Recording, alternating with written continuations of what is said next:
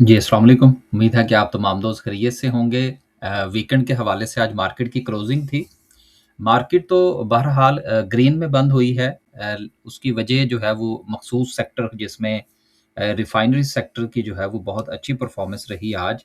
और इसके साथ-साथ कल हमने हबको की बात की थी, तो हबको के जिस ज़ोन के हवाले से हमने बात की थी कि ₹200 से लेकर ₹204 का इसका सपोर्ट ज़ोन है, उसको आज उसने रिस्पेक्ट किया। तो हबको के अंदर जो थोड़ा-सा हमने आज ठहराव देखा है, वो भी इंडेक्स की स्टेबिलिटी का थोड़ा-सा बायस बना है। ओवरऑल इंडेक्स क्या कहता है, उस पर इंशाल्लाह डिस्कस करेंगे और छोटे टाइम फ्रेम पर भी थोड़ा आज बात करने की कोशिश करेंगे। खबरें तो हम शामिल करते ही हैं, लेकिन इसके साथ जो है वो सिस्टम के हवाले से, सिस्टम लिमिटेड के हवाले से बहुत मैसेजेस थे। उसका भी इंशाल्लाह जो है वो टेक्निकल एनालिसिस जो है वो आपकी खिदमत में पेश करने की कोशिश करेंगे। आगे चलते हैं जी। आज जो है वो मार्केट की ग्रीन जो है वो क्लोजिंग हुई है।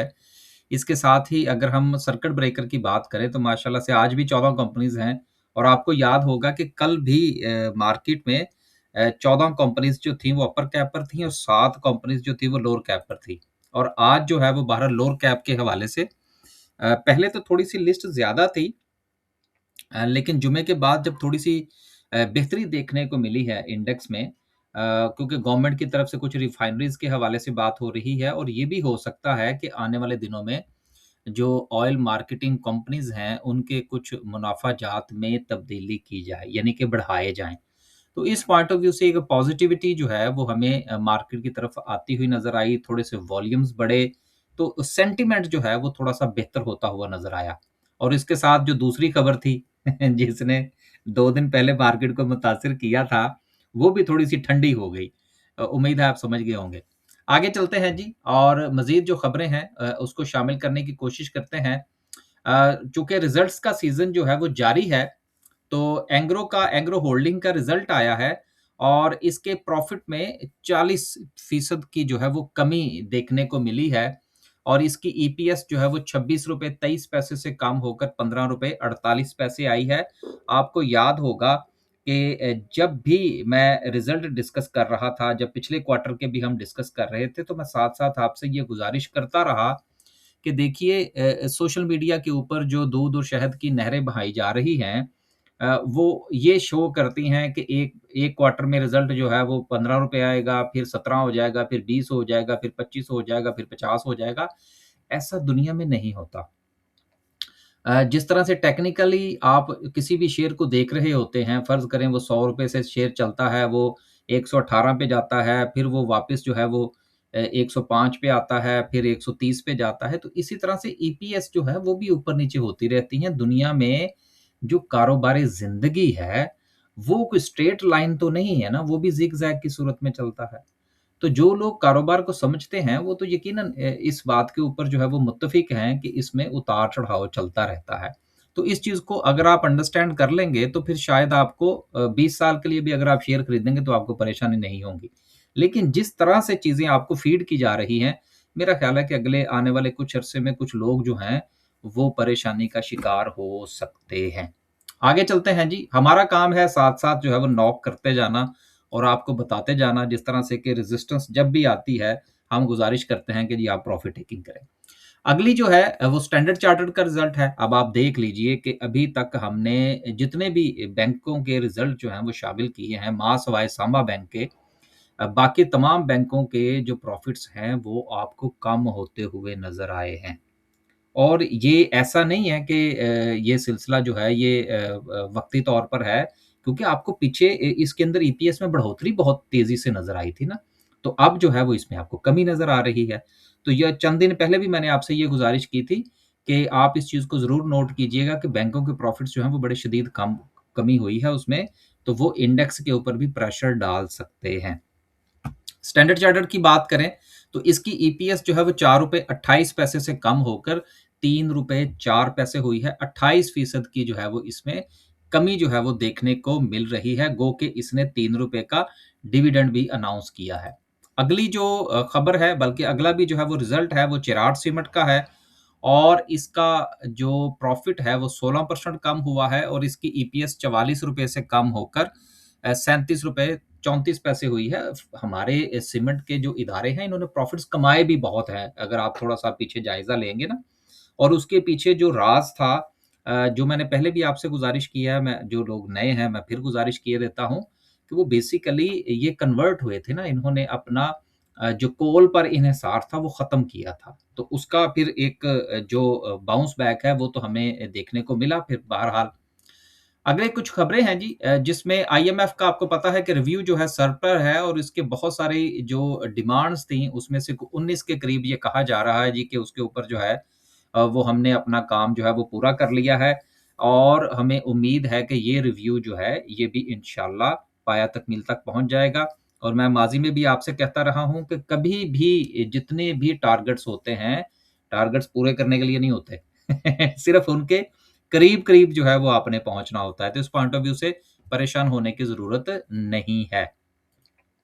अगली खबर जो है वो ऑयल के हवाले से है, चूँकि यूएस और ईरान के दरमियान जो मामला है वो कंटिन्यू कर रहा है और 1 हफ्ते के दौरान बहुत ज़्यादा जो तब्दीली है, यानी कि अपसाइड जो है वो प्राइस देखी गई है ऑयल की। और इसके साथ ही मैं अक्सर आपसे ये गुफ्तगू करता रहता हूँ, बल्कि रोज़ाना की बुनियाद पर हम बात कर रहे होते हैं। ये मामला कंटिन्यू करेगा। अच्छा, पिछले दिनों इसका यूएस का एक बहरी जहाज़ था, जो तैयारा बरदार जहाज़ था ना, बहरी बेड़ा जिसको कहते हैं। वो अब्राहम लिंकन वो वापस चला गया था। तो लोगों ने कहा लो जी, जंग तो खत्म होने लगी है। उन्होंने उसकी जगह पे दूसरा भेज दिया। ये नहीं जाएँगे जी यहाँ से। ये मामला तूल पकड़ेगा और अच्छा खासा तूल पकड़ेगा।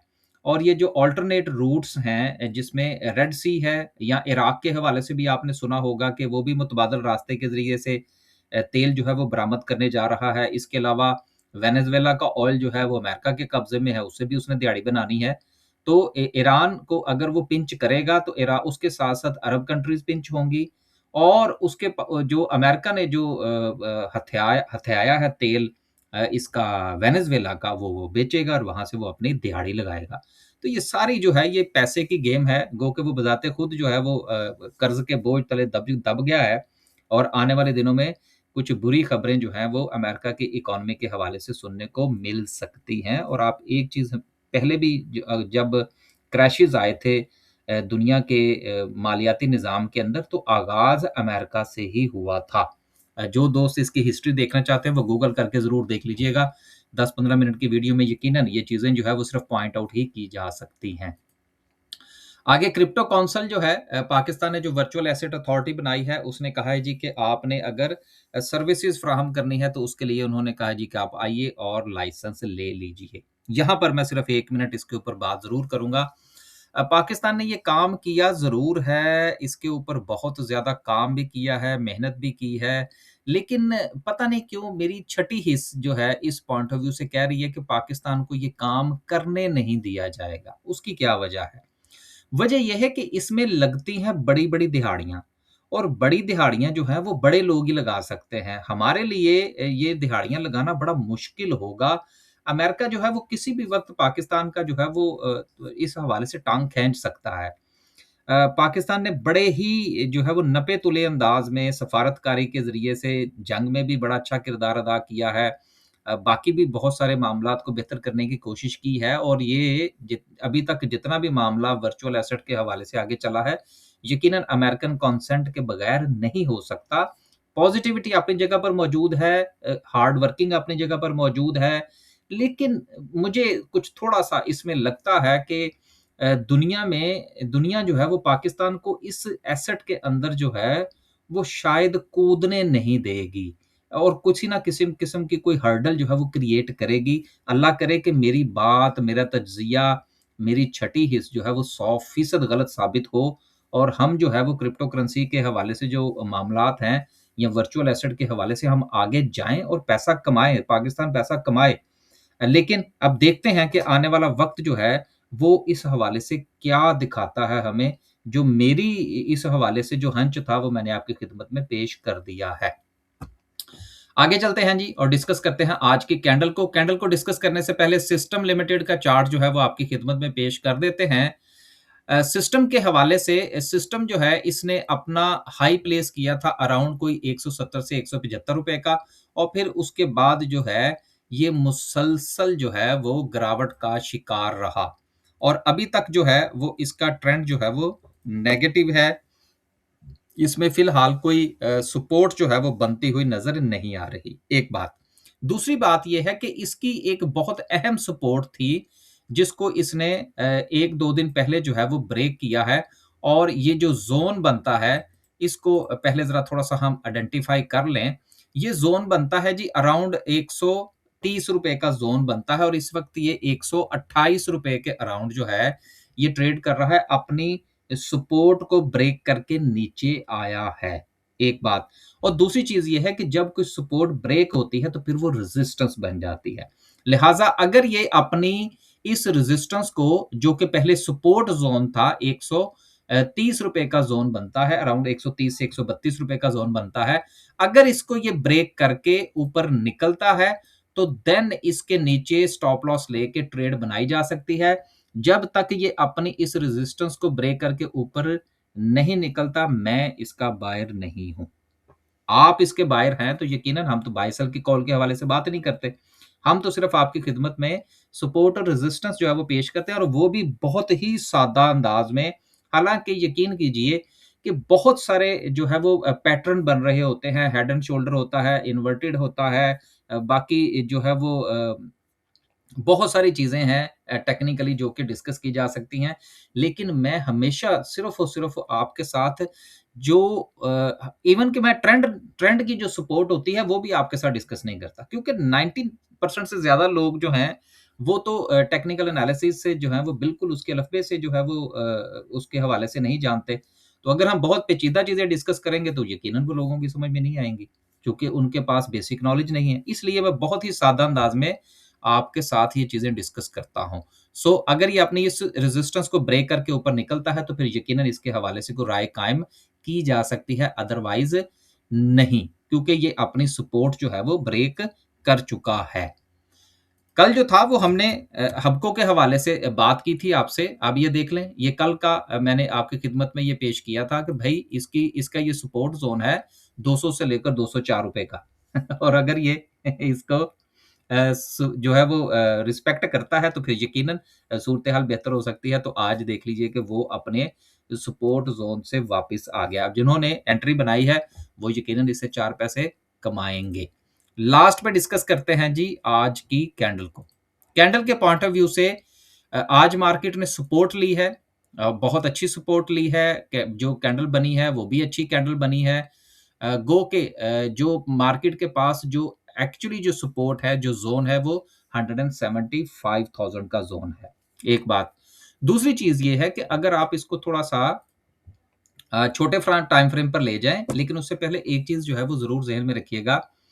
सपोर्ट और रेजिस्टेंस जो है वो वक्त के साथ-साथ मार्केट नई भी बनाती है। ये मैं पहले भी आपसे गुज़ारिश कर चुका हूँ।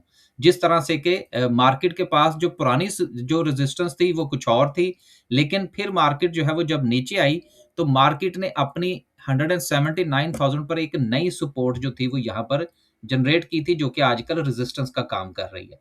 तो ये चीज़ें आप ज़रूर ज़हन के अंदर रखा करें कि नई सपोर्ट और रेजिस्टेंस जो है वो मार्केट और शेयर्स जो है वो क्रिएट करते हैं। उनके हवाले से नॉलेज होना बड़ा ज़रूरी है। अब छोटे टाइम फ्रेम पर अगर आप जाएँगे, तो फिर चीज़ें जो हैं वो थोड़ा-सा आपको समझ आना शुरू होंगी कि क्या मार्केट जो है वो मुमकिना तौर पर यहाँ से रिवर्सल ले सकती है या नहीं। इसके लिए अगर आप थोड़ा-सा गौर फरमाइए, तो मार्केट ने पहले यहाँ पर आपको एक स्ट्रेट ज़ोन दिया, ये वाला, राइट? छोटे टाइम फ्रेम की बात कर रहा हूँ। उसके बाद जो है वो मार्केट ने यहाँ से नीचे की तरफ ये अपना एक ट्रेंड बनाया। ये छोटे टाइम फ्रेम के ऊपर बात कर रहा हूँ मैं, राइट? अब आप देखिए कि आज जो है वो इसने ट्रेंड लाइन को ब्रेक किया है, एक बात। अब छोटे टाइम फ्रेम के ऊपर मार्केट के पास जो सपोर्ट ज़ोन बनता है, वो अराउंड बनता है 1,76,500 का ज़ोन बनता है, जिसको कि मार्केट ने ब्रेक किया है आज और उसके ऊपर क्लोजिंग दी है। लिहाज़ा मंडे वाले दिन जो है, वो आपने अगर ट्रेड बनानी है तो 175,000 का ज़ोन जो है, 176,500 का जो ज़ोन है, ये आपका सपोर्ट ज़ोन होगा और इसके नीचे आपका स्टॉप लॉस होना चाहिए, क्योंकि ट्रेंड लाइन जो है इसको इसने कर दिया है ब्रेक। और अभी तक मार्केट जो है वो अपने लोअर लोज और लोअर हाइज बनाती हुई आई, लेकिन यहां पर इसने अपना जो लोअर लो था प्रीवियस उसको ब्रेक किया है। लिहाजा उम्मीद जो है वो जरूर जागी है कि मार्केट मुमकिन तौर पर यहां से बेहतर हो सकती है। बस जी, आज के लिए सिर्फ इतना ही। खुश रहें, आबाद रहें। आज वीडियो थोड़ी-सी लंबी हो गई। मैंने चीज़ों को थोड़ा-सा तफ़सील के साथ डिस्कस करने की कोशिश की। कमेंट वगैरह करके बताया करें कि आया कि जो हम चार्ट वगैरह डिस्कस करते हैं उसका कोई कुछ फ़ायदा भी होता है या नहीं? या फिर हम भी सिर्फ वो जो है वो कैंडलस्टिक को डिस्कस करें और साथ में जो है वो खबरें डिस्कस कर दिया करें, इंडिविजुअल चार्ट्स ना डिस्कस किया करें। फीडबैक ज़रूर दीजिएगा। और दूसरा ये कि चैनल को ज़रूर सब्सक्राइब किया करें, और आप हमारी अगर कोई सर्विसेज़ जॉइन करना चाहते हैं या स्टॉक मार्केट में अकाउंट ओपन करवाना चाहते हैं, तो कॉन्टैक्ट नंबर वही है जो कि वीडियो की डिस्क्रिप्शन और थंबनेल पर अवेलेबल है। इजाज़त दीजिए। अल्लाह हाफ़िज़।